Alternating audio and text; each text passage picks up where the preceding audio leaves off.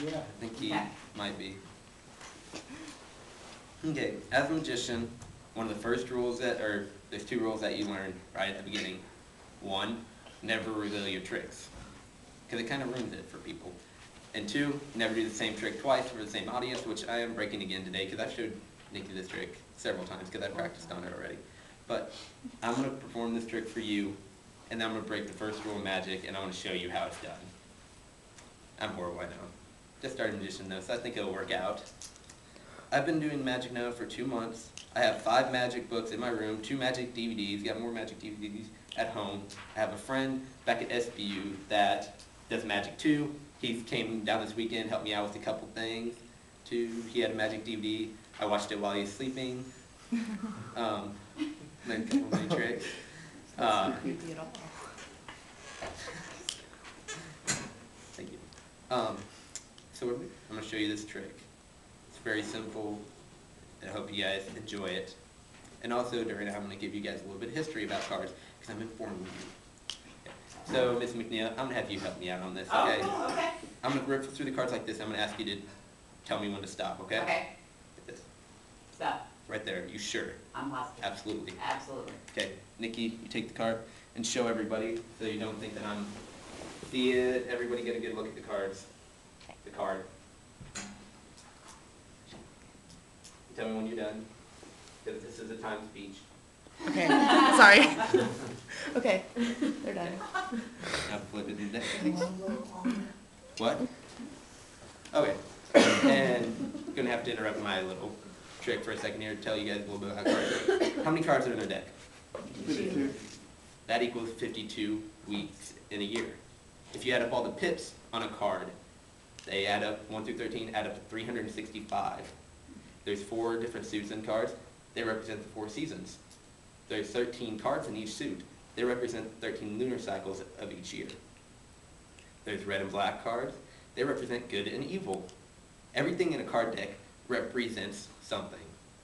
That's something that I learned from my book my dad got me for Christmas called The Complete Idiot's Guide to Street Magic. I love my dad so much.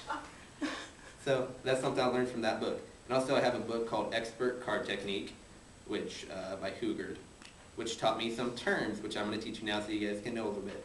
The first one is called a cut. Sure, everybody actually knows what that is. Simple thing, cut. Everybody can do that. And this, I know everybody knows how to do this. What is that? Anybody know the actual name? I've told you. No. It's called an overhand shuffle because you see you're just going back and forth. All it is mixing up the cards. And then there's also the riffle shuffle, which you guys seen before. I don't know if you actually know it's called that. But what that does, it mixes up the cards, at least when a normal person's doing it. But when a magician does it, it brings that person's card to the top of the deck. Is that you guys' card? No. Yes. No, it's not. Oh, thank you.